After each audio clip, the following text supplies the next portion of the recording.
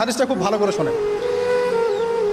রাসূলুল্লাহ সাল্লাল্লাহু আলাইহি ওয়াসাল্লাম বলেছেন, যখন আমার উম্মত এই 15টা পাপে লিপ্ত হবে, এই 15টা পাপে লিপ্ত হবে, তখন তাদের উপর আল্লাহর পক্ষ থেকে আযাব এবং গজব আসতে শুরু করবে। হাদিস আসলে অনেক আছে, কিন্তু সবগুলো বলার সময় থাকবে না, আমি মূল কয়েকটা বলছি, এগুলোর মধ্যে সব পড়ে যাবে ইনশাআল্লাহ। যখন আমার উম্মত এই 15টা কাজ করবে, তখন তাদের উপর আল্লাহর পক্ষ থেকে আযাব এবং গজব অবধারিত আসবে।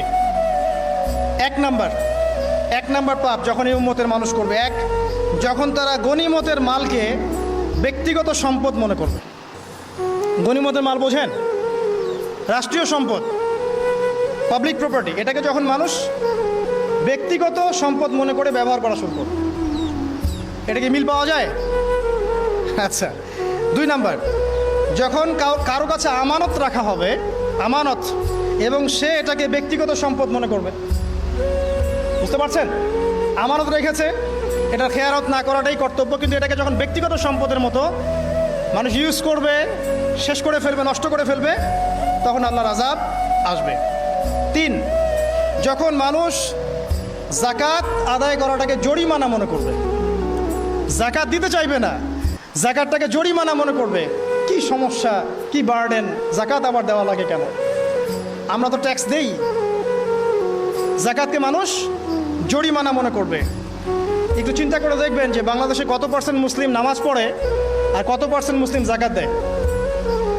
শুধু যাকাতের টাকাগুলো যদি আমরা একত্রিত করতে পারতাম, বড় বড় মেগা প্রজেক্ট করা সম্ভব ছিল, অনেক বড় বড় প্রজেক্ট করা সম্ভব ছিল, অনলি যাকাতের টাকা দিয়ে। আর যাকাতের টাকা এক বছরে শেষ হয়ে যায় না, পরের বছর আবার ঘুরে আসবে। ঠিক আছে, ইসলামিক ইকোনমিক্সের বেসই হলো যাকাত। এটা নিয়ে আমরা ইনশাল্লাহ আরেকদিন কথা বলব।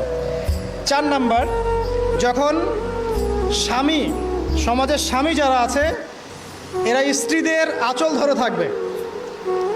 বুঝতে পারছেন? স্বামী স্ত্রীর আঁচল ধরে থাকবে, মানে স্ত্রীর অনুগত, স্ত্রী যা বলবে তাই।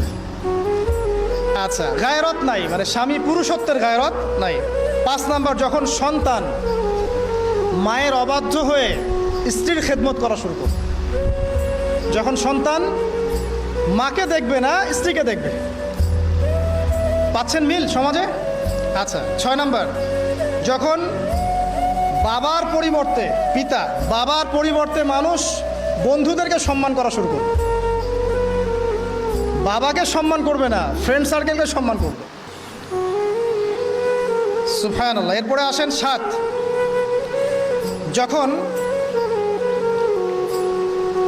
আমার কথা রাগ করেন না, এটা হাদিসে আছে, যখন সমাজের নিকৃষ্ট মানুষদেরকে নেতৃত্ব দেওয়া হবে। এটা হাদিসে আছে। সমাজের নিকৃষ্ট মানুষকে যখন নেতৃত্বের আসনে বসাবে মানুষ, তখন সমাজে আল্লাহর গজব আসবে। হাদিস তিরমিজি 2211 নম্বর।